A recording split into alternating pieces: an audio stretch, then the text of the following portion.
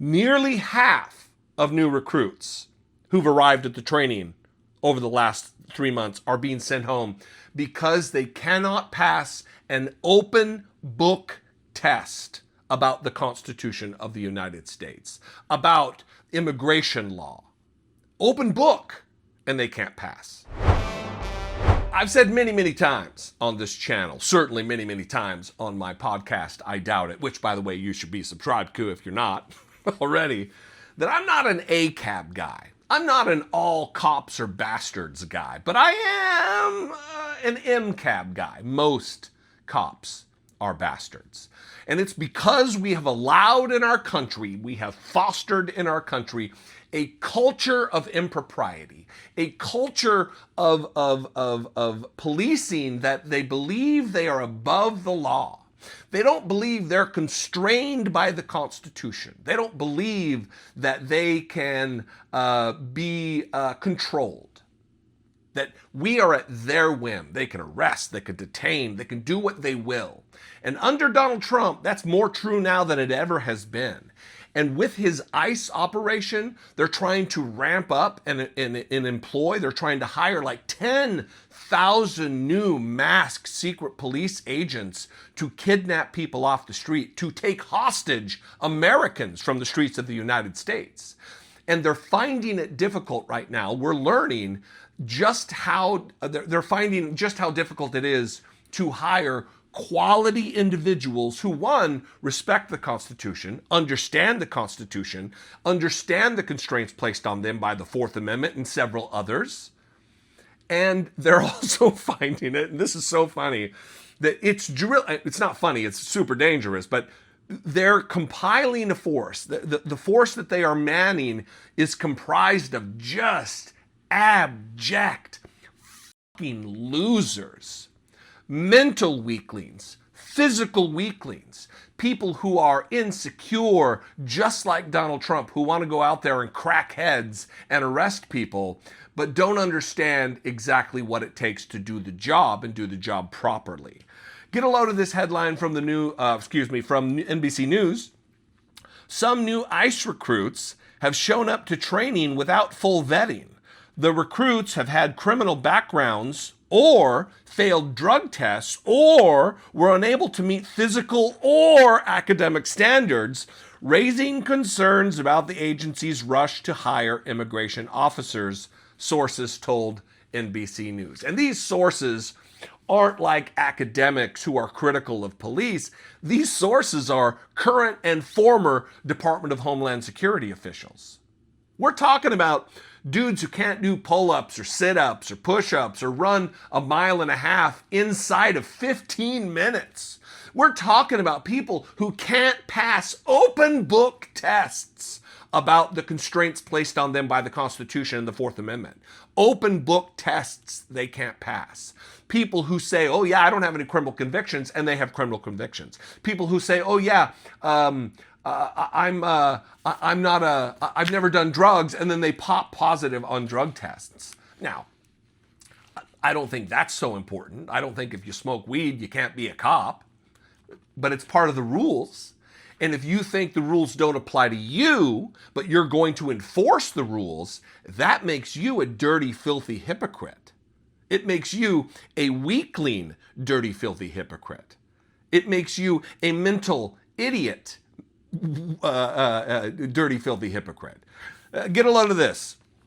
Immigration and Customs Enforcement has placed new recruits into its training program before they have completed the agency's vetting process, an unusual sequence of events as it rushes to hire federal immigration officers to carry out President Donald Trump's mass deportation policy.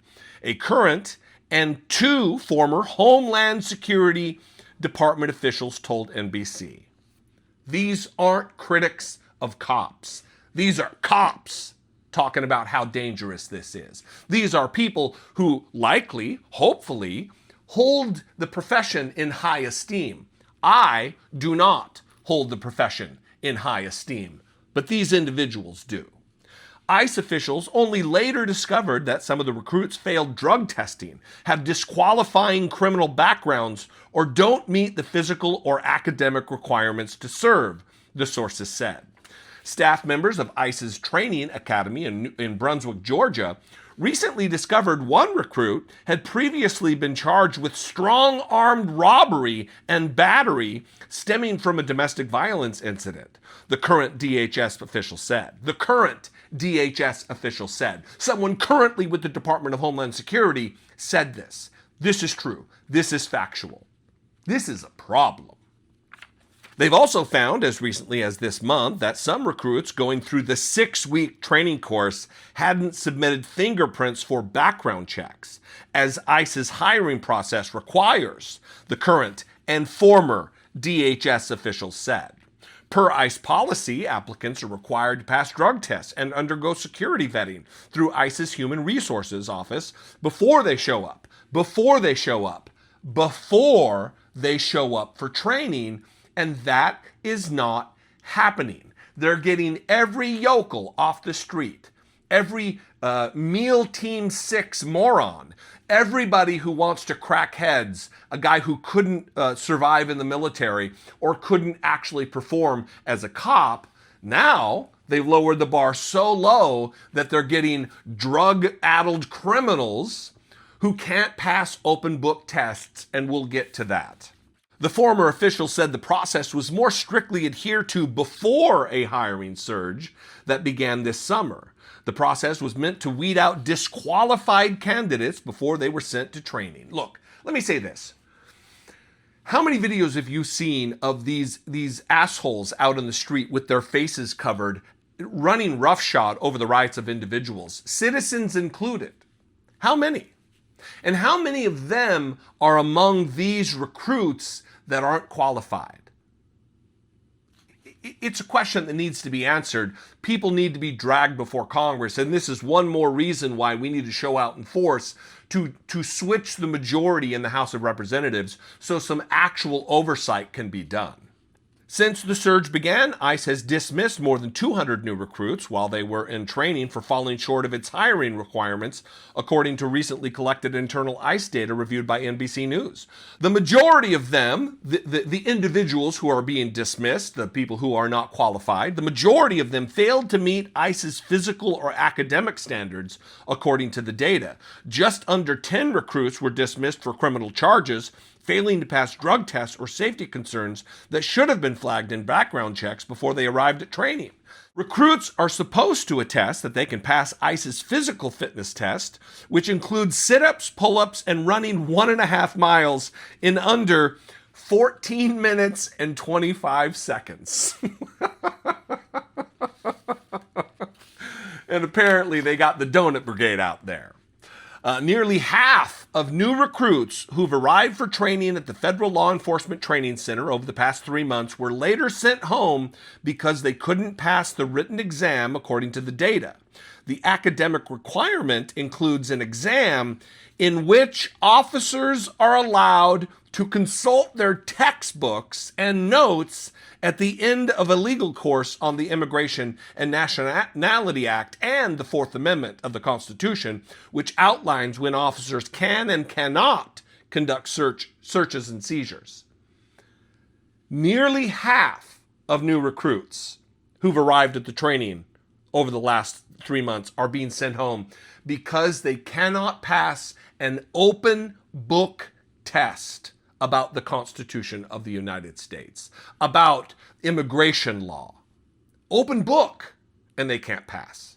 They can't run a 1.5 miles in under 14 minutes and 25 seconds. Look, I'm 51 years old, and I can run 1.5 miles in far less than 14.5 minutes.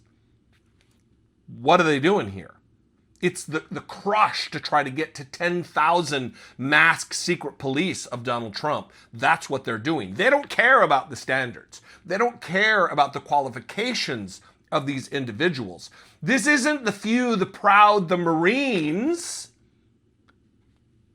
This is ICE. This is MCAB. One last paragraph here.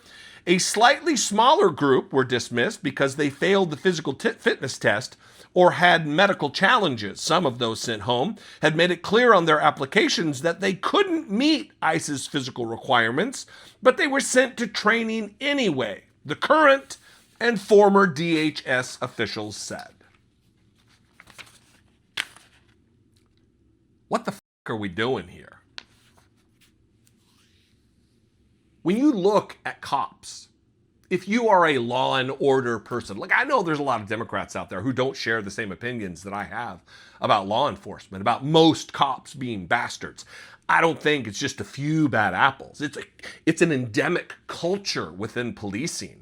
But when you allow them to mask their faces, to cover who they are, to not follow the rules and regulations, to illegally detain without due process, you're creating a Gestapo force in the name of Donald Trump. And with him making statements about we're just going to kill people, they're going to be like dead, it should cause alarm bells to go off in your head. This is why the midterms are so important. This is why we need a change, a sea change in leadership. This is why we need true progressives in Congress, not milquetoast, middle of the road corporate Democrats. We need people of action, people of ethics, people of good moral character to run our country, to disallow this, to forbid this from happening. We don't want every yokel who has a penchant for cracking heads to be a cop. We want people who respect the profession, who look at it as a profession, who are professional at their jobs, who understand the constraints placed on them by the law, our rule book. What do you think? I invite you to the conversation. We can have it in the comments below the video, wherever you're watching it. If you're on Facebook, like and follow the Dollemore Daily Facebook page. If you're on YouTube, please subscribe. We're trying to get to 1.5 million subscribers by the end of the year, and I know that we can do it with your help. If you watch my videos with any regularity and you're not subscribed, or if you think you're subscribed, make sure, check. There's a lot of chicanery that goes on relative to YouTube unsubscribing people. I don't know if it's a glitch or by design, but our subs have very much slowed over the course of the last several months. Anyway, I love and appreciate you very much. I'd love to see you in my voicemails, 714-576-4054. And of course, you can email me, as always, the old-fashioned way, email daily@dollemore.com. I'll see you next time. Be genuine. Let me know what you think, and take care of one another.